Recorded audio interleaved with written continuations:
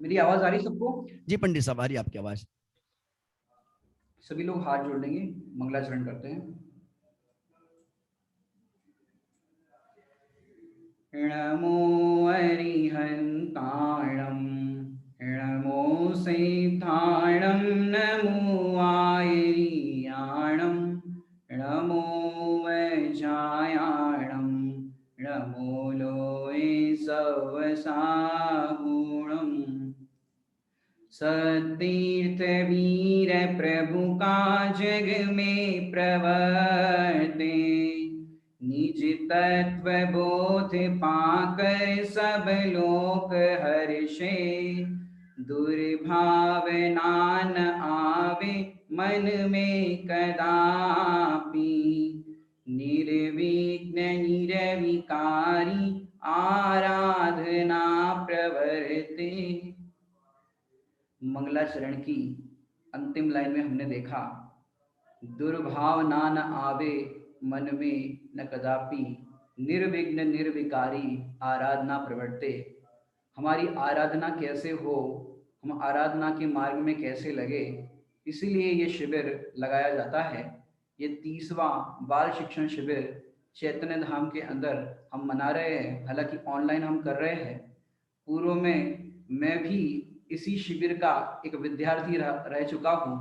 पहले मैं इसी शिविर में बचपन में जब प्रांतिक शिविर लगता था, तब हमारे आदरणीय शैलेश भाई जी, रजनी भाई जी, नीलेश भाई जी ये हमको पढ़ाते थे और हम पढ़ते थे। और आज इसी शिविर में हमको पढ़ाने का या कुछ बोलने का अवसर मिला है। ये हमारा बड़ा सौभाग्य है कि हम इस योग्य थोड़ा सा कुछ बोलने के हुए हैं। हम ये शिविर वास्तव में क्यों मना रहे हैं या शिविर हम क्यों लगाते हैं? कई लोगों को होता होगा कि जिनको स्वाध्याय की रुचि ना हो और कई किसी से पता चले कि भाई यहाँ पर शिविर लग रहा है, आप अपने बच्चों को भेजो, तो भाई क्या होता है शिविर में? कई लोगों को तो पता ही नहीं होता शिविर क्या होता है, जो शिविरों में कभी अटेंड किया ही नहीं है। तो उनका प्रश्न होता है शिविर क्यों लगाई जाती है, शिविर का कारण क्या है? क्योंकि आज तक आपने देखा होगा, आजकल की आधुनिकता की दौर के अंदर आप देख सकते हो कि इस वर्तमान में आप देखो 1-2 साल के अंदर, 3 साल के अंदर आप देख सकते हो कि जो बच्चे या बच्चियां शिविर को अटेंड नहीं करती, पाठशाला नहीं जाती, उनके जीवन के अंदर कैसी कैसी विडंबनाएं आपको देखने मिलती है। और उससे आप देख सकते हो कि जैनियों का नाम कभी अखबारों में नहीं आता था, अखबारों में भी आता था तो कोई दान पुण्य के लिए या कोई अच्छे श्रेष्ठ कार्यों के लिए जैनियों के नाम अखबारों में छपते थे। लेकिन वर्तमान में आप देखो, ये पंचम काल का कहो या हुंडावसर्पिणी काल कहो, कि जैनियों के नाम भी इस अखबारों के अंदर आने लग गए हैं। एक मैं आपको बेंगलोर की घटना याद दिलाना चाहूंगा, जो आप सबको पता ही होगी। थोड़ा सा हिंट करता हूँ कि बेंगलोर की एक लड़की जो लगभग 10वीं में पढ़ती थी, वो 10वीं में पढ़ने वाली लड़की का किसी के साथ कोई फ्रेंडशिप वगैरह हुई, तो वो पिताजी ने उसको कहा कि भाई आप ये फ्रेंडशिप वगैरह मत रखो, फोन पे बात मत करो, उसका फोन बंद करा दिया। तो उस बच्ची को इतना गुस्सा आया। अब ये मुझे बताना है कि ये पाठशाला नहीं पढ़ने का परिणाम है, कि ये सारे उसके जीवन में देखा जाता है कि उसने अपने पिताजी को क्या किया था। आप सब जानते हो कि उसकी मम्मी आउट ऑफ स्टेशन चली गई थी और वो पिताजी वहां पर थे। तो पिताजी जैसे ही छोड़ करके आए तो पिताजी को चाय के अंदर कुछ मिला करके दिया और फिर उसके बॉडी के टुकड़े टुकड़े कर करके और फिर जलाने का और नाना प्रकार से, मतलब अखबारों में पढ़ चुके हो, मैं बताना नहीं चाहूंगा। लेकिन ऐसा उसके जीवन में क्यों दिखाई दिया? क्योंकि उसने शिविर अटेंड नहीं की। समझा नहीं आपको बात? ऐसी और भी घटनाएं बहुत है, मैं आपको बता नहीं सकता। लेकिन मैंने बता नहीं सकता इन द सेंस कि अभी इतना समय भी नहीं है कि उन घटनाओं की अपन चर्चा करें। लेकिन वास्तव में ये शिविर क्यों लगाया जा रहा है? क्योंकि हमारे जीवन में ये कुरीतियां ना आए और हमारे जीवन में क्या आए। देखिए, हमारे बच्चे यदि शिविर में यहाँ पर पढ़ने के लिए आएंगे तो देखना, बच्चों का जब शिविर अटेंड करने जाते हैं तब उनका जीवन कैसा होता है, और शिविर अटेंड करके वापस जब आते हैं घर में तब उनका जीवन कैसा होता है, ये आप समझ सकते हो। आपको ये लग सकता है कि मेरा बेटा या मेरी बेटी शिविर में जाकर के आए तो वो काया ही उनकी बदल गई, उनका जीवन ही बदल गया। तो कैसे बच्चों का जीवन शिविर अटेंड करने से बदलता है? फिर शिविर में जाने के बाद बच्चे अपने नगरों में अपनी जहां पर रहते हैं वहां पाठशाला भी अटेंड करना सीख जाते हैं। जो बच्चे पाठशाला नहीं पढ़ते, क्योंकि जब शिविर में 5 दिन का 7 दिन का जब उनको टेस्ट होता है इस तत्व ज्ञान का, आनंद आता है, फिर बच्चों का मन होता है ऐसा शिविर दोबारा कब लगे। यहाँ पर आपको एक दो चित्र दिख रहे होंगे कि देखो यहाँ पर नो स्मोकिंग का एक दिख रहा है। जो बच्चे शिविर में नहीं जाते, जो बच्चे पाठशाला में नहीं जाते, उनके जीवन में ये सिगरेट आदि, शराब आदि, बहुत सारी चीजें, ड्रग्स आदि बहुत मतलब फैल रहा है दुनिया में। तो वो सारी गलतियां कहो, कुरीतियां कहो, दोष कहो, वो सारे उनके जीवन में पनपने लगते हैं। तो ये जो शिविर लगा रहे हैं उससे अपने बच्चों में क्या संस्कार आएंगे, क्या उनका जीवन बनेगा। अभी भी यदि किसी ने रजिस्ट्रेशन नहीं कराया हो तो रजिस्ट्रेशन अवश्य करा दे, क्योंकि ये शिविर चूकने योग्य नहीं है। ये अवसर बहुत सौभाग्य से आपको मिला है। मैं आपको चंद पंक्तियों से मेरी कक्षा को प्रारंभ करूंगा। शिविर क्यों? यदि हमको आत्म का करना जो उद्धार है, शिविर एक द्वार है, शिविर एक द्वार है। आप लोग घर में भी करतल ध्वनि द्वारा आनंद कर सकते हैं। यदि हमको आत्म का करना जो उद्धार है, शिविर एक द्वार है, शिविर एक द्वार है। शिविर में क्या होगा? जो भी शिविर में आता है ज्ञान ध्यान कर पाता, जो भी शिविर में आता है ज्ञान ध्यान कर पाता, ना आने वाला भी बाद में है पछताता। हम सबके लिए शिविर एक ज्ञान का मार्ग है, शिविर एक द्वार है, शिविर एक द्वार है। आपके घर में यदि कोई बच्चे सो रहे हो, क्योंकि आज संडे का दिन है, और जो बच्चे कहते हैं हमें नहीं अटेंड करना शिविर, हमें नहीं सुनना है, आपको सुनना है तो सुनो, ये तो बड़े बुजुर्गों की बात है, शिविर अटेंड करना, प्रवचन सुनना, ये बड़े बुजुर्गों की बात है, हमें नहीं अटेंड करना। यदि कोई बच्चा सो रहा हो तो उसको जगाओ। कैसे जगाओ? जाग रे जाग तू तो भगवान आत्मा। मम्मी उठा उठा करके थक जाती है, उठो जल्दी उठो, मंदिर जाओ, नहाओ। कितना कितना कहना पड़ता है बच्चों को सवेरे उठाने के लिए। वो भी लॉकडाउन के पीरियड में आपको काफी अनुभव हो चुका होगा बच्चों का, क्योंकि स्कूल होता है तब भी आपको उठाना पड़ता है, जल्दी उठो, बैग पैक करो, टिफिन पैक करो, अपनी वाटर बॉटल ली कि नहीं। तो कितना कहना पड़ता है बच्चों को। यदि ये बच्चे इस शिविर को अटेंड करेंगे तो बच्चे सवेरे अपने आप सीख जाएंगे उठना, और आप भी उठाना सीख जाओगे। चिल्ला करके उनका गुड मॉर्निंग मत करो, आपकी भाषा में कह रहे हैं चिल्ला करके सुबह जल्दी उठो जल्दी करो, इस तरह से उनको चिल्ला करके गुड मॉर्निंग मत करो। उनको तो ऐसे करो जो हमने अभी बताया आपको, जो बड़ी पंडित साहब के भजन की पंक्ति है, जाग रे जाग तू तो भगवान आत्मा। भगवान आत्मा से हमारे जो गुरुदेव श्री ने बताया है, वो भगवान आत्मा से उनका प्रातः काल की बेला में इस तरह से उनको उठाना चाहिए बच्चों को, तो बच्चे प्रसन्न चित्त से उठ जाएंगे। और दूसरी बात मैं कहूँ, जो बच्चे उठते नहीं है, आपकी कंप्लेन है सवेरे उठते ही नहीं है, उठा उठा के थक जाते हैं, यदि आप अपने बच्चों को इस शिविर के अंदर भेजोगे तो प्रातः काल वो अपने आप उठना सीख जाएंगे। क्योंकि मैं आपको बताऊं, बच्चों को भी थोड़ा सा बताते हैं कि प्रातः काल क्यों उठना चाहिए। यदि आपको सूर्य की तरह तेजस्वी बनना है तो रोज सवेरे उठना पड़ेगा। क्यों? जो समय पर नहीं उठते, क्या कहा, जो समय पर नहीं उठते, अर्थात जो सूर्योदय के बाद उठते हैं, सूर्योदय के पहले नहीं उठते, उनका भाग्य भी सो जाता है। आप अपने भाग्य को सुनाना चाहते हो कि जगाना चाहते हो?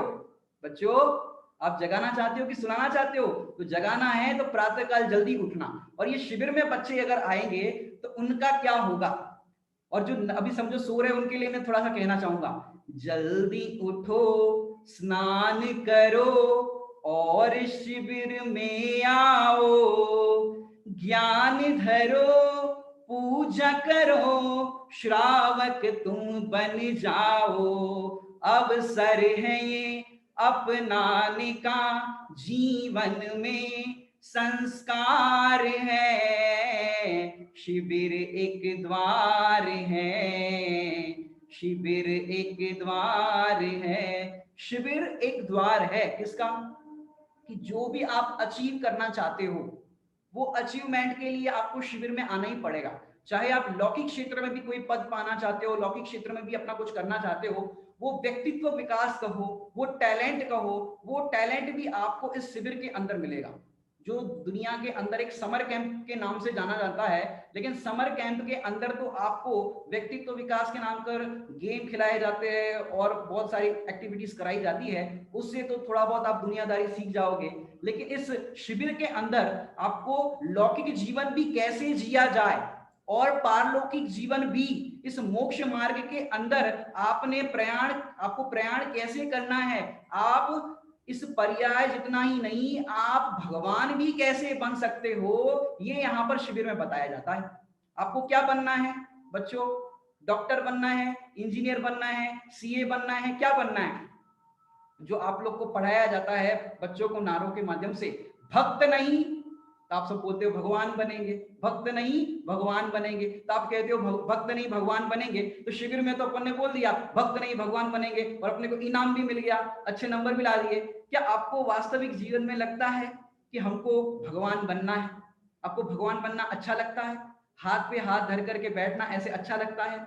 बच्चे जब शिविर को अटेंड करेंगे तो उनके जीवन में क्या क्या सीखने मिलेगा, बच्चे क्या सीखेंगे, अपन थोड़ा सा देखते हैं। यहाँ पर कई लोग नए भी जुड़े हैं, यहाँ पर उन लोगों को भी पता चलेगा। देखिए शिविर से क्या सीखने को मिलता है, यहाँ पर हमने आपको दिखा रहे हैं। यहाँ पर शिविर से सीखने को क्या मिलता है, अभी अभी जो हमने बात की थी, सब सुबह जल्दी उठना। अब बच्चे कहेंगे हमें नहीं उठना, हमें नहीं जाना शिविर में, जल्दी नहीं उठना, क्यों? आराम से सोते रहो। तो सोने में आनंद है कि जागने में आनंद है? अगर सोने में आनंद है तो एक काम करो, आपको कोई नहीं जगाएगा, आप सोते रहो, दोपहर तक सोते रहो, शाम तक सोते रहो, जब तक सोना है सोते रहो। बताओ, सोने में आनंद, सोते रहो ना। टीवी देखने में अगर आपको आनंद लगता है तो टीवी देखते रहो, वीडियो गेम खेलने में आनंद लगता है तो वीडियो गेम खेलते रहो। हम ये नहीं कह रहे मत खेलो, लेकिन आपको आनंद लगता है तो कंटिन्यू खेलते रहो। आप कहोगे नहीं बोर हो गए, टीवी देखते हुए बोर हो जाते हैं, गेम खेलते हुए बोर हो जाते हैं, सोते समय भी ऐसा लगता है कब तक सोए, चलो उठते हैं कुछ और करते हैं। इसका मतलब सोने में आनंद नहीं है तो किस में आनंद है? जागने में आनंद है। जागने में आनंद है मतलब ये तो एक द्रव्य निद्रा हुई। कौन सी? अब आंख खोल करके जो जग जाती है वो द्रव्य निद्रा हुई, उसको टाल दिया आपने, द्रव्य निद्रा को टाल दिया। लेकिन यहाँ पर शिविर में आपकी भाव निद्रा को, मोह निद्रा को टालने का यहाँ पर उपाय बताया जाता है। तो सबसे पहले आपको, अगर समझाने के लिए तो बहुत पॉइंट है लेकिन संक्षिप्त में मैं अपना करूंगा। सुबह जल्दी उठने का आपको यहाँ पर संस्कार दिया जाता है कि जल्दी उठो, जल्दी उठ करके क्या करो, जो बाबा रामदेव कराते हैं, ये योगा तो करो ही करो, लेकिन साथ में और भी चीजें आपको प्रभु का स्मरण कराया जाता है, पंच परमेश्वरी का स्मरण कराया जाता है। प्रातः उठ करके पंच प्रभु का स्मरण, यदि जो बच्चे शिविर में नहीं आते तो प्रातः उठ करके एक काम करते, देखो आप देव दर्शन नहीं करोगे तो दूरदर्शन करोगे। क्या कहा? देव दर्शन नहीं करोगे तो दूरदर्शन करोगे। दूरदर्शन मतलब पहले दूरदर्शन चैनल चलता था, अब आजकल तो हजारों चैनल आ गए हैं, तो दूरदर्शन का ही अपने को सूझता है कहने के लिए। लेकिन आप टीवी को देखोगे और वहां से सवेरे सवेरे आपका प्रारंभ ऐसा होगा, लेकिन शिविर में आप अटेंड करोगे तो आपकी जीवनचर्या ही वैसी बन जाएगी। सुबह जल्दी उठोगे, फिर आपको पूजन का लाभ मिलेगा। पूजन का लाभ क्यों लिखा मैंने? कि जो पूजन करने आएगा उसको जिनेंद्र भगवान के दर्शन का लाभ तो ऑटोमेटिक मिलेगा, तो पूजन का लाभ मिलता है। अब कई बच्चे कहे कि पंडित जी हमको पूजन करना तो आता नहीं। डोंट वरी, आप तो अपने कुर्ता पैजामा, लड़कों के लिए बहनों के लिए जो ड्रेस बताई जाती है वो पहन करके या अपने सामान उतना लेकर के शिविर में आया करो जब शिविर लगता है। अब ऑनलाइन में तो आपको ये भी कुछ नहीं करना है। और मैं कहना चाहूंगा ऑनलाइन भी भले शिविर लग रहा है, लेकिन जितने विद्यार्थी या विद्यार्थी जितनी पढ़े यहाँ पर वो सारे सफेद वस्त्रों में रहेंगे, कुर्ता पैजामा में, तो मुझे बहुत अच्छा लगेगा। क्योंकि जैसे शिविर के अंदर बच्चों का ड्रेस कोड होता है वैसे ही ऑनलाइन शिविर में भी चाहे कुछ पहन करके बैठ गए, चाहे जींस पहन करके बैठ गए, कैपरी पहन कर बैठ गए, टी शर्ट पहन कर बैठ गए, अरे लगना चाहिए कि आप शिविर में आए हो। शिविर जैसा आपको घर के अंदर ही फील होना चाहिए, तो आपको बहुत आनंद आएगा। क्योंकि वस्त्र भी जो होते हैं वो परिणामों का सूचक होते हैं। यदि आप सफेद वस्त्र पहन करके, कुर्ता पजामा पहन करके इस शिविर को अटेंड करोगे तो आपके परिणामों में विशुद्धता और होगी। तो पूजन का लाभ मिलता है। फिर पूजन कैसे की जाती है, पूजन कैसे की जाती है? अब जो बच्चों ने पहले शिविर अटेंड की होगी उनको तो ये आता होगा, और अभी हमारे विद्वान जो है पूजन कराते हैं, सवेरे पूजन कराएंगे, तब पूजन के 5 अंग होते हैं, कैसे की जाती है वो पूरा आपको विषय वस्तु बताएंगे। तो पूजन कैसे की जाती है ये भी सीखने मिलता है। फिर क्या क्या सीखने मिलता है? मैं कौन हूं।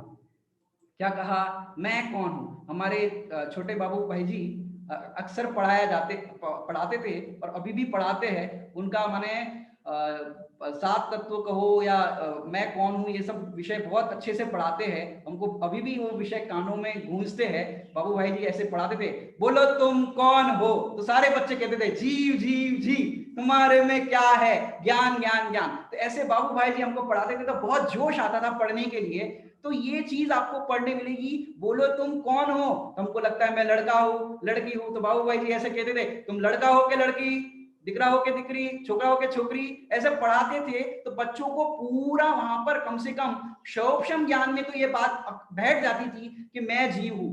बच्चों का जब निरीक्षण करने जाते हैं कमरे का, तो वहां पर भी समझो कभी ऐसा कहते थे कि आपको कभी भी पूछेंगे ये जो पाठ पढ़ाया, अब बच्चों को नींद से भी जगा करके पूछो, बच्चों को पूछो कौन हो तुम, तो बोलेंगे हम जीव है।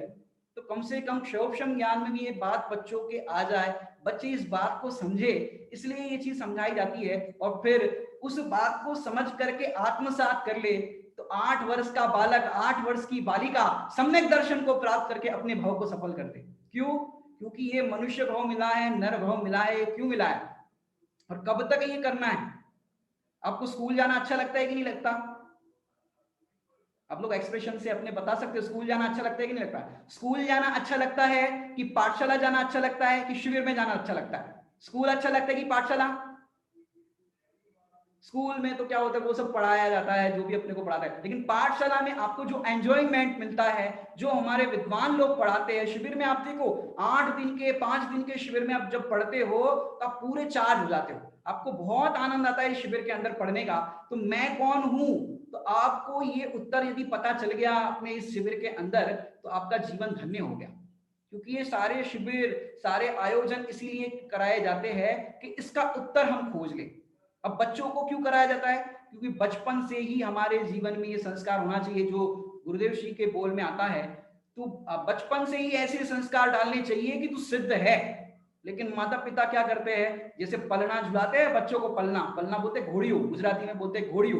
तो घोड़ियो ऐसे झुलाते हैं, तो ऐसे करते हैं, चंदा है तू मेरा सूरज है तू। अब चंदा सूरज सुनाते हैं, ये मेरा राजा बेटा है, ऐसा सुनाते हैं। बच्चों को पलना झुलाओ तो ऐसे झुलाया करो। अपनी इतनी आध्यात्मिकता बातें हैं, चेतन है तू, ध्रुव ज्ञायक है तू, अनंत शक्ति का धारक है तू। ऐसे पलना झुलाओगे तो बचपन में भी उसके कानों में पड़ेगा मैं कौन हूं। जो गुरुदेव श्री कहते थे, शिव रमणी रमणार्णो तू ही देवनो देव। तो ऐसा उन बच्चों को संस्कारित अब बचपन से ही कर सकते हैं। अभी हमको पेरेंटिंग हालांकि नहीं बताना है, लेकिन आप लोग साथ साथ में ये भी संस्कार आप भी लीजिए, बच्चों को भी दीजिए। तो अभी अपन जो समझ रहे थे मैं कौन हूं, अन्य द्रव्य कौन है, ये भी यहां पर बताया जाएगा। और सुखी कैसे हो सकते हैं, आपको सुखी होना है कि नहीं होना है? सारे बच्चे, आप लोगों को सुखी होना है कि नहीं होना है, कि दुखी होना है? अगर सुखी होना है तो इस शिविर की एक भी क्लास, एक भी बच्चा मिस नहीं करेगा, सारी क्लास को अटेंड करोगे। क्यों? सुखी होने वाली बात तो हर बार सुननी चाहिए जब तक सुखी नहीं हो जाते। तो ये सुखी कैसे हो सकता हूं, ये बात यहाँ पर पढ़ाई जाती है शिविर के अंदर। अब कोई कहेगा कि भाई शिविर से लाभ क्या है, व्हाट इज प्रॉफिट, क्योंकि सब बनिया के बच्चे हैं और बनिया के बच्चों को तो प्रॉफिट पहले चाहिए। इसमें मेरा क्या फायदा है, मैं क्यों करूं तुम्हारा काम? बच्चे को बोलते ना, घर में मम्मी बोलती जा बेटा ये काम करके आ, मैं क्यों करूं, जा तुझे चॉकलेट देंगे, तुझे ये देंगे। हालांकि चॉकलेट का दृष्टांत हमें नहीं देना है, फिर भी बच्चों को कहने में आ जाता है, क्योंकि चॉकलेट है, टॉफी है, बिस्किट है, ये तमाम चीजें जितनी भी आप बच्चों को खिलाते हो, बच्चे खाते हैं। अगर आप लोगों को देखना है, जानना है, तो आप अपनी आंखें खोल दीजिए। ये जितने भी बाजार के बिस्किट आते हैं, वो सारे बाजार के बिस्किटों के अंदर सुअर की चर्बी डाली जाती है। सुअर की चर्बी का जो तरल पदार्थ होता है, घी तेल की तरह उसको प्रयोग किया जाता है, वो डाला जाता है। यदि आपको यकीन नहीं होता हो तो और भी सारी चीजें बहुत सारी हमने कलेक्शन की है, वो आप मेरी निखिल शास्त्री चैनल के ऊपर देख सकते हो। वहां पर एक फूड अवेयरनेस नाम का फोल्डर है, उसमें चॉकलेट कैसे बनती है, बिस्किट के अंदर क्या होता है, और भी बहुत सारी चीज खाने पीने की जो आती है, उन सारी चीजों का आपको उस वीडियो के माध्यम से पूरी चीजें वहां पर समझ में आ जाएगी कि कौन सी चीज में क्या होता है। तो ये सब सुखी होने के लिए हम शिविर का आयोजन कर रहे हैं, हमें भी सुखी होना है इसलिए हम शिविर में आए हैं। अब बनिया है तो बनिया का उत्तर तो बताना ही पड़ेगा कि भाई शिविर से लाभ क्या है। इतना सारा शिविर हम लगा रहे हैं तो शिविर से लाभ क्या है। यदि क्योंकि बनिया की दृष्टि आप देखो, जो भी व्यापारी वर्ग यहाँ पर सुन रहे होंगे, आपके दुकान में कस्टमर आता है तो आप तो ऐसा कह देते हो कोई कस्टमर को कि भैया देखो नुकसान करके दे रहे हैं, अब बेचना है हमको, निकालना है माल इसलिए दे रहे हैं, आप तो लेके जाओ। अब कोई और ज्यादा बार्गेनिंग करे तो अरे आप तो फ्री में लेके जाओ। सामने वाले को अपन नाश्ता भी कराएंगे, ज्यादा माल खरीद रहा हो तो नाश्ता भी कराएंगे, सब कुछ कराएंगे, पंखा चालू करेंगे, एसी चालू करेंगे, सब करेंगे। लेकिन बनिया की दृष्टि कहां पर होती है, प्रॉफिट के ऊपर। भले ही वो कहता है कि भाई हमारा फायदा नहीं है, नुकसान है, आप तो लेके जाओ अपने हो, भले ही वो कुछ भी कहे, लेकिन दृष्टि उसकी प्रॉफिट पर होती है। ऐसे हम सब बनिया है, तो आपको इस शिविर से क्या लाभ है ये तो आपको जानना ही चाहिए। तो कुछ लाभ हम आपको बताते हैं, बाकी तो अटेंड करोगे तब आपको पता चलेगा, क्योंकि पूरे लाभ अभी बता देंगे तो फिर आपको लाभ क्या होगा वो आप लास्ट दिन तो खट्टे मीठे अनुभव सुनाओगे कि नहीं सुनाओगे।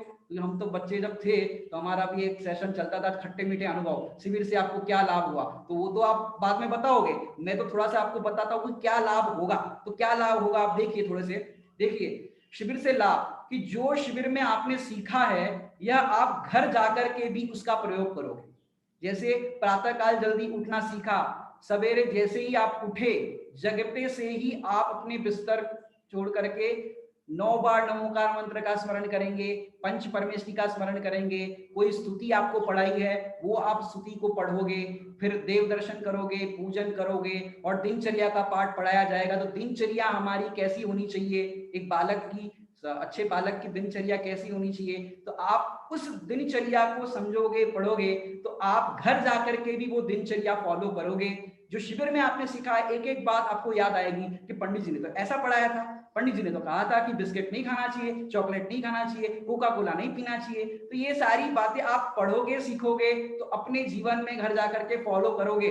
मैं तो आपको बताऊं कि हमारे घर में पहले बेसन और दही वाली कड़ी बनती थी जब हम बाल शिविर में पढ़ते थे, और पढ़ करके आए तब पता चला कि भाई ये तो द्विदल होता है, तो हमने अपने घर में बंद कर दी कि भैया ऐसे द्विदल वाली कड़ी नहीं खानी चाहिए जिसपे जीवोत्पत्ति होती है। तो एक एक चीज हमने भी जब सीखी, सुनी, तो अपने जीवन में हम एडॉप्ट करते गए, सीखते गए, तो हमारे जीवन में भी ये चीज आई। तो बेशक आपके जीवन में भी ये चीज जरूर आएगी। अगला बिंदु है, आपके व्यवहार में भी परिवर्तन आएगा। क्या आएगा व्यवहार में परिवर्तन? पहले तो क्या होता था, मम्मी पापा को बोलना पड़ता था, घर में कोई मेहमान आए, कोई पंडित जी आए, तो मेहमान आए, पंडित जी आए, तो मम्मी पापा को बोलना पड़ता था, छोटी सी गुड़िया हो, छोटा सा बच्चा हो, पंडित जी को जय जिनेन्द्र करो, हाथ जोड़ो, पंडित जी को जय जिनेन्द्र करो, पंडित जी के चरण स्पर्श करो। तो ऐसे मम्मी पापा को बोलना पड़ता था जब पंडित जी घर पे भोजन करने आते थे, कोई मेहमान आते थे। लेकिन आप शिविर अटेंड करोगे तो किसी को कहना नहीं पड़ेगा, आप स्वयं ही हाथ जोड़ करके जय जिनेन्द्र बोलना सीख जाओगे। ये आपको शिविर का बहुत अच्छा लाभ मिलेगा, क्योंकि आपके इस व्यवहार को देख करके कहेगा ये बच्चा जरूर पाठशाला जाता होगा, जरूर ये चैतन्य धाम के शिविर में गया होगा, इस कारण से ये जय जिनेन्द्र करना सीख गया। तो आपके व्यवहार में भी परिवर्तन आएगा। फिर आपके खान पान में, खान पान में जो हमने आपको बताया भी अभी, भक्ष अभक्ष का विवेक जागृत होगा।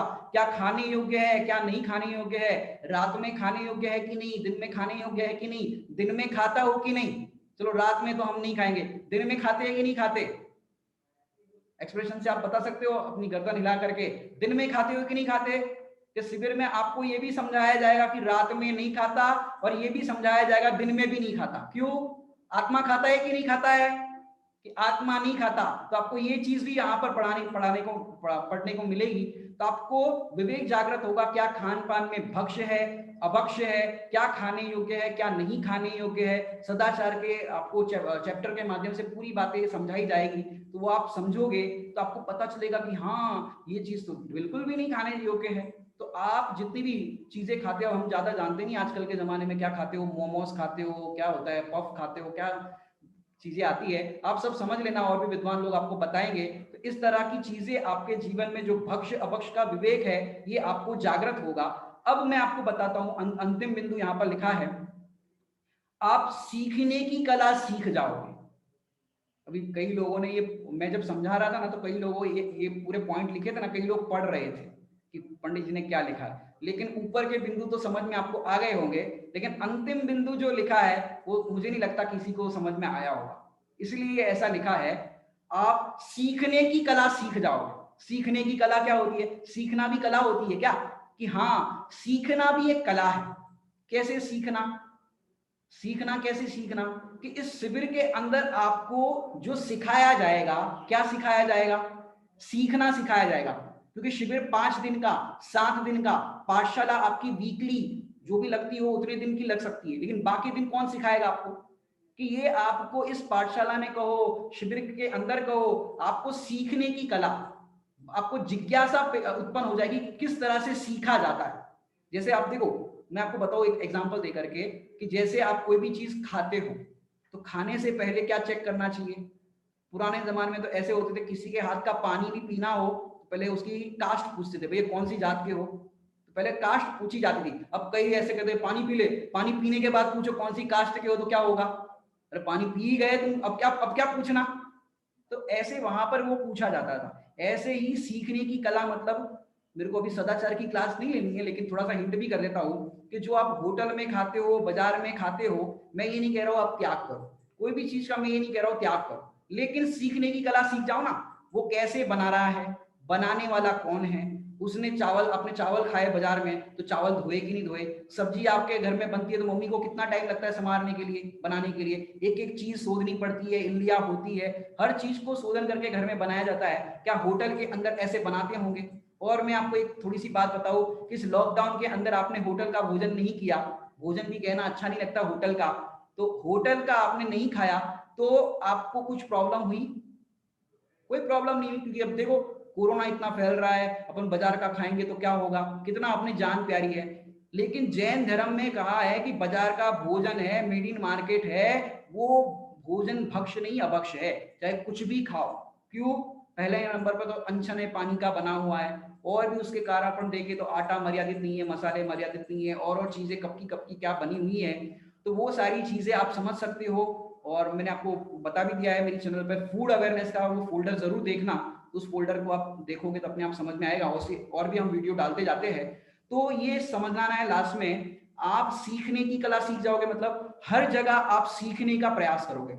जैसे आप पिक्चर भी देखोगे, सीरियल भी देखोगे, तो आप जो सिद्धांत पढ़ाए गए, हम ये पिक्चर देखना और सीरियल देखने की प्रेरणा नहीं कर रहे हैं, लेकिन अब क्या करें, मना करेंगे तो भी आप देखोगे तो सही।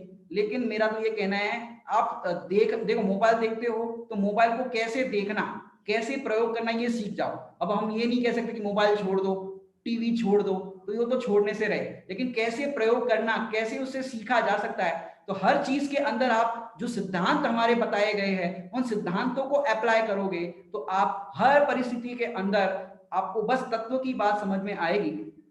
तो सीखने की कला मतलब, प्रकृति हमें बहुत कुछ सिखाती है। क्या कहा? प्रकृति जो होती है वो प्रकृति है, देखो बच्चे देखो कैसे प्रकृति में दिखाई दे रहे हैं, तो प्रकृति हमें बहुत कुछ सिखाती है। क्या सिखाती है प्रकृति हमें? तो हम आपको प्रकृति की थोड़ी सी बात करते हैं। जो बड़े पंडित जी साहब बाल ब्रह्मचारी रविंद्र जी आत्मन, जो हमारे में विराजमान हैं, उन्होंने बच्चों के लिए एक सुंदर कविता लिखी है। अब बच्चे हैं तो बच्चों को थोड़ी कविता सुनाने का भी भाव आता है, और साथ में शिक्षा भी, थोड़े थोड़ा हंसने के साथ, बोलते ना अपन गुजराती में गम्मत साथे ज्ञान, तो ऐसे बच्चों को शिक्षा देने के लिए हम ये सीख नाम की कविता है, बहुत सुंदर कविता है, जो हम आपको समझा रहे थे। सीखने की कला सीख जाओगे। क्या कहा? सीखने की कला सीख जाओगे, क्योंकि ये सबसे बड़ी कला है सीखने की। जो बच्चे सीखने वाले होते हैं वो हर जगह से कुछ ना कुछ सीखते हैं। अब कैसे सीखना, क्या सीखना, हम आपको कविता के माध्यम से बताएंगे। आप लोग भी इसको अपने घर पे दोहरा सकते हो, इसलिए हम आपको इस टेक्निकल माध्यम से सब कुछ सामने प्रस्तुत कर रहे हैं। देखिए, सीख, पंडित साहब का नाम लिखा है और वो क्या सिखा रहे, देखो। अरे गुलाब सिखाता हमको कांटों में भी खिलना, और कमल सिखलाता हमको सबसे भिन्न सुरहना। अब गुलाब ने क्या सिखाया? अरे गुलाब सिखाता हमको कांटों में भी खिलना, कि कांटों के काल में भी वो माने कांटे लगे हुए होते हैं गुलाब को, फिर भी वो जो गुलाब है वो खिलता है, वो कांटे उसको बाधा उत्पन्न नहीं करते। ऐसे ही आपको क्रोध, मान, माया, लोभ आपके जीवन में हो सकता है, आप कषाय कर सकते हो, गुस्सा आ सकता है, सब कुछ हो सकता है। मम्मी आपको डांटे तो आपको बुरा लग सकता है, आपको पनिशमेंट मिले तो आपको बुरा लग सकता है। ऐसे बुरा लगने के काल में भी आप अपने आप को विचार करो, मैं तो मात्र जानने देखने वाला हूं, मैं तो मात्र ज्ञान स्वरूप हूं। तो ये आपको जो बाल पोथी में पढ़ाया जाता है, मैं जीव हूं, मेरे में ज्ञान है, मैं ज्ञान से जानता हूं, तो ये जो आप कला सीखोगे तो आप भी खिलना सीख जाओगे। कांटों में भी, कांटों को हमने क्या क्या कहा कि जो प्रतिकूलता कहो, प्रतिकूल वचन कहो, क्रोध, मान, माया, लोभ के परिणाम कहो, आपकी कोई इंसल्ट कर दे, इंसल्ट कर दे तो आपको क्या लगेगा, बुरा लगेगा। लेकिन आप ये कला सीख जाओगे उस इंसल्ट के काल में भी खिलना, प्रसन्न रहना। जो समय सार जी कहां शताब्दी वर्ष चल रहा है अपना, वहां पर समय सार जी के सर्व विशुद्ध ज्ञान अधिकार में आता है, शब्द तुझे कहते नहीं सुन। अभी कई सुन रहे होंगे तो बच्चों लगता होगा बच्चों का शिविर है, लेकिन भाई बच्चों के साथ साथ बड़े भी सुन लो। जरा देरानी ने कुछ कह दिया जेठानी को, जेठानी ने देरानी से कुछ कह दिया, तो जरा सा मन में ऐसा लगता है कोई बात नहीं, आज तुमने कह दिया है, वारा पची वारो, आज ये तारो काले मारो, ऐसा बोलते हैं कि आज तुमने मेरी इंसल्ट की, कल मैं तेरे को देखूंगी। तो ऐसा हम एक दूसरे के प्रति ऐसा परिणाम रखते हैं, तो इससे क्या होगा, नवीन कर्म बंद होगा, नवीन कर्म बंद होगा तो फिर उदय में आएगा। तो क्या करना है कि गुलाब हमको सिखाता है कांटों में भी खिलना, कांटों के काल में भी गुलाब खिलता है। ऐसे कोई आपकी इंसल्ट कर दे उस समय भी प्रसन्न रहने की कला है, वो है आर्ट ऑफ लिविंग।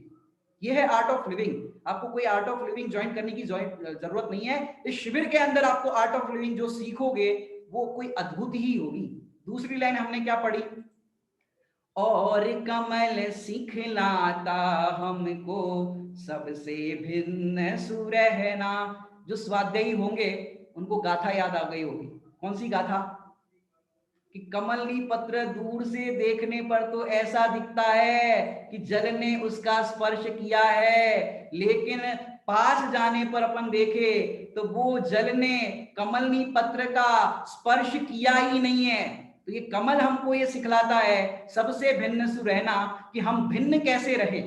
घर में रहने पर भी हम ऐसे रह सकते हैं क्या, मैं आत्मा हूं और ये मेरे से भिन्न है। ये भले ही हमारा लोक व्यवहार जिस तरह का माता पिता पुत्र पुत्री ये सब चल रहा है, लेकिन सब एक दूसरे से भिन्न है। ये कमल हमको सिखलाता है कि सब एक दूसरे से भिन्न है।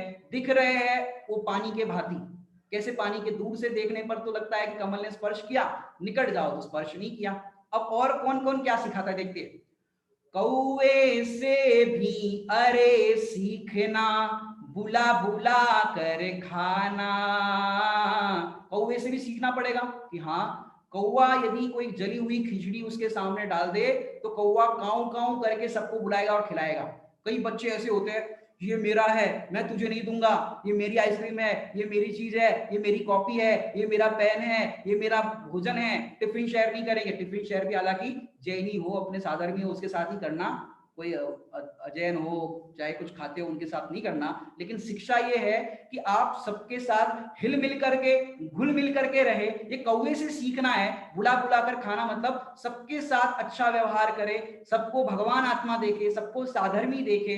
तो ये कौवे से भी हमको सीखना चाहिए। वो कैसे है देखिए, साथ नहीं जाएगा कुछ भी सभी छोड़ कर जाना। हमारे साथ क्या जाएगा बताओ, कोरोना में कितने ही लोग चले गए, स्वर्गवास हो गया कितने ही लोगों का, बताओ कितनी संपत्ति लेकर के गए, कितना बैंक बैलेंस लेकर के गए। इसका मतलब हम जो लड़ाई झगड़ा कर रहे हैं, ये मेरी अंगूठी, ये मेरा सोना, ये मेरी प्रॉपर्टी, भाई भाई के लिए लड़ रहे हैं। मैं आपको एक बहुत सुंदर बात कहना चाहूंगा जो पंडित साहब ने एक बार कही थी। मैंने जब आध्यात्मिक जैन रामायण पढ़ाई थी, लगभग 13 एपिसोड मैंने उसके किए थे म्यूजिक के साथ, तब मैंने एक बात कही थी वहां पर कि आपके घर में, मैंने देखो वहां पर वो बात कही कि जिस घर में भाई भाई के लिए लड़ता है, माने सत्ता के लिए, पैसे के लिए, प्रॉपर्टी के लिए, जिस घर में भाई सत्ता के लिए, प्रॉपर्टी के लिए भाई भाई से लड़ता है, वहां पर महाभारत की रचना होती है। और जिस घर में भाई भाई के लिए सत्ता छोड़ता है वहां रामायण की रचना होती है। आपको अपने घर में महाभारत की रचना करनी है या रामायण की? ये आपके ऊपर डिपेंड करता है, क्योंकि साथ नहीं जाएगा कुछ भी, ये परम सत्य की बात है। नहीं नहीं, हम तो अपने बेटे को देके जाएंगे, अरे उसका पुण्य का उदय होगा, वो योग्य होगा तो कमा लेगा। लेकिन आप रिश्ते खराब करके जो भी कुछ करोगे तो आपके जो परिणाम है वो परिणाम साथ जाएंगे, क्लेश के परिणाम भव भव तक आपका चलता रहेगा। तो ये बात समझने योग्य है, साथ नहीं जाएगा कुछ भी, सभी छोड़कर जाना। और अपन देखते हैं, मीठे बोल बोलना सीखो, कोयल से है भाई। पंडित जी क्या करें, कोयल से सीखने की आप बात कर रहे हो, हमारा तो गला फटा बास है, हमारी अच्छी आवाज नहीं है, हम कैसे मीठे बोल बोले। कि भाई मीठे बोल बोलने के लिए, मिष्ट वचन बोलने के लिए कोई गले का लता मंगेशकर जैसी आवाज हो उसकी जरूरत नहीं है। मिष्ट वचनों का दान ही सर्वश्रेष्ठ दान है। ये बहुत सुंदर बात है कि आप मीठे वचन बोल। देखो कई लोग कहते हैं हमारे पास पैसा नहीं है तो हम क्या करें, ये नहीं है तो क्या करें, दान नहीं दे सकते तो क्या करें। आप मीठे वचनों का तो दान कर सकते हो, आप मिष्ट वचन तो बोल सकते हो। बोलो भाई कैसे हो, साधारण से पूछ सकते हो, ये स्वाध्याय कैसा चल रहा है, कैसे क्या हो रहा है। आप मिष्ट वचनों से, अगर आपके मीठे वचन है तो सारे जगत को आप जीत सकते हो, सबके साथ अच्छा व्यवहार कर सकते हो। ये कोयल से शिक्षा लेनी है, मीठे बोल बोलना सीखो, कोयल से है भाई। क्योंकि मैं आपको बताऊं, बहुत सुंदर बात बताता हूं आपको, जो भी पंडित साहब की एक अमृत वचन के बाद एक और निकली है, नीति वाक्यामृत। वहां पर पहले ही पेज पर आपको बात मिलेगी। क्या बात है आपको बताता हूं, वो बात इतनी सुंदर है कि अपन चाहे जैसे वचन बोलेंगे तो क्या होगा, चाहे जैसे वचन बोलने पर व्यवहार बिगड़ेगा, हमारा जो रिश्ते हैं वो खराब होंगे।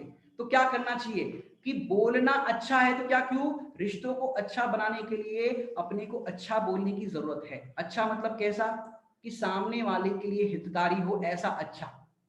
मिष्ट वचन बोलना चाहिए, तो मिष्ट वचन बोलोगे तो आपके जीवन में भी आपको रिटर्न में मिष्ट वचन मिलेंगे, अच्छे वचन मिलेंगे। तो वहां पर वो बात उन्होंने बहुत सुंदर लिखी, वो मैं आपको बताना चाहूंगा, क्योंकि ऐसे वाक्यामृत को भी आपको पढ़ना चाहिए। कि वो लगता है आपको नीति के वचन है, ये वचन है, लेकिन हमारे जीवन में नीति की बात भी यदि नहीं है तो हम क्या करेंगे, नीति की बात नहीं तो हम कुछ भी चाहे जैसा करेंगे। तो उसमें एक बहुत सुंदर बात आई है, वो मैं आपको बताना चाहूंगा। अभी मेरे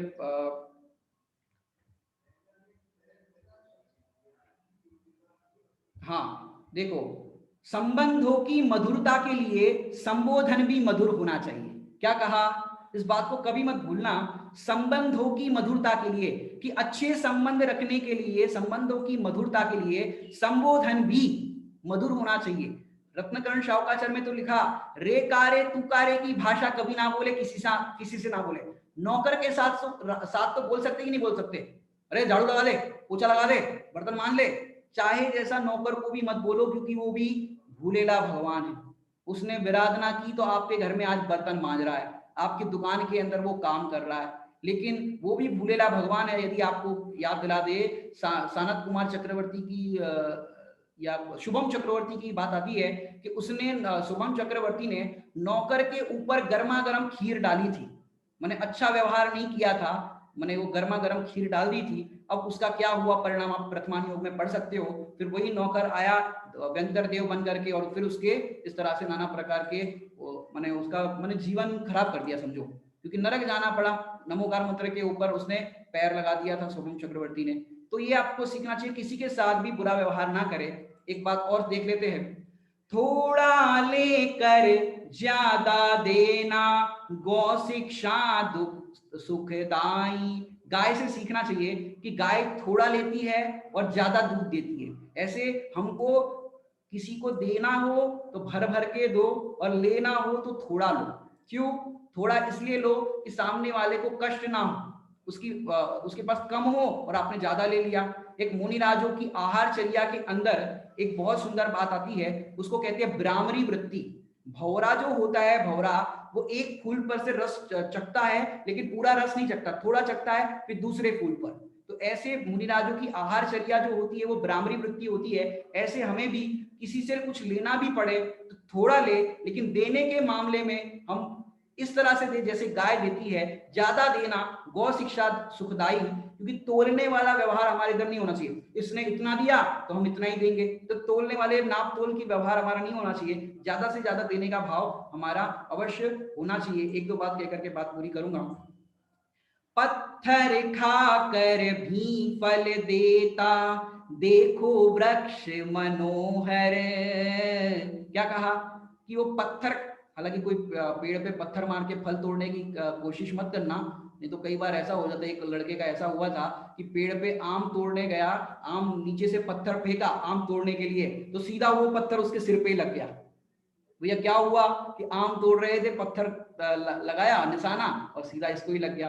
तो भैया ये तो शिक्षा लेनी है कि जो पत्थर मारते हैं वृक्ष को फल तोड़ने के लिए, तो भी वो फल माने जो वृक्ष है वो क्या करता है, मनोहर मिष्ट मीठे फल देता है पत्थर तोड़ने पर भी। ऐसे हमें हमारे जीवन में क्या करना चाहिए कि सामने वाला यदि हमारा बुरा करता है तो भी हमारा व्यवहार इतना अच्छा होना चाहिए कि हमारा रिप्लाई इतना बेस्ट होना चाहिए, तो सामने वाले के जीवन में भी लगेगा यार हम इनके साथ ऐसा व्यवहार कर रहे हैं फिर भी ये हमारे साथ अच्छा व्यवहार कर रहे हैं, तो वो आपके सामने नतमस्तक हो जाएगा। हमारा जीवन तो ऐसा होना चाहिए। ये वृक्ष से सीखने की बात है। और एक बात अपन देख लेते हैं, सचिन जी ज्यादा टाइम तो नहीं हो रहा, एक आध और बता देते हैं।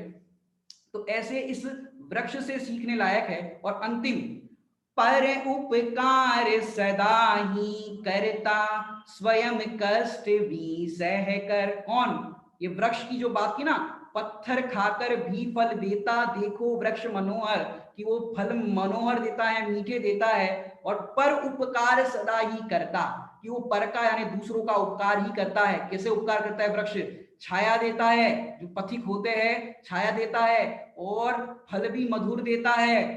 बहुत सारे उसके आप वो साइंस में देख लेना, हमको तो इतना ही बताना है, ज्यादा समय नहीं लेते हैं। तो ये परोपकार सदा ही करता, देखो परोपकार सदा ही करता, स्वयं कष्ट भी सहकर, सदा ही करता स्वयं कष्ट भी सहकर।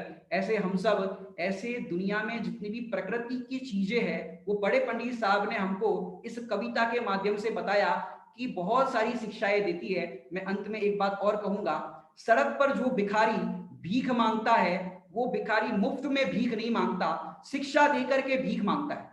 कौन, भिखारी शिक्षा देकर के भीख मांगता है। क्या शिक्षा देता है कि वो भिखारी भीख मांगता है, 2 पैसा दे दो, 1 रुपया दे दो, ऐसे दीनहीन होकर के भीख मांगता है। लेकिन वो क्या शिक्षा दे रहा है, बड़े पंडित साहब ने एक बार बताया, हालांकि बड़े पंडित साहब का ज्यादा कहीं आवागमन होता नहीं, फिर भी ज्ञान को कहीं जाने की गेहो की आवश्यकता नहीं होती, सब ज्ञान के अंदर गे अपने आप जानने में आ जाते हैं। तो पंडित साहब ने वहां पर एक बात बताई कि वो भिखारी भीख मांगता है तो शिक्षा देकर के भीख मांगता है, ऐसे मुफ्त में भीख नहीं मांगता। क्या कहता है कि हे भाई, पहले मैंने अपने हाथ पे हाथ नहीं धरे, आज इसलिए हाथ फैलाने पड़ रहे हैं। यदि तुम भी अपने हाथ पे हाथ धर करके भगवान नहीं बनोगे, भगवान बनने के मार्ग पर नहीं लगोगे, इस शिविर में नहीं आओगे, तो कल तुम्हारा भी नंबर मेरे बाजू में भीख मांगने का आ जाएगा। इसलिए हम सब ऐसा अवसर ना आए, हमारा अवसर तो ऐसा आए, कैसा, आनंद कंद जिनेन्द्र बन,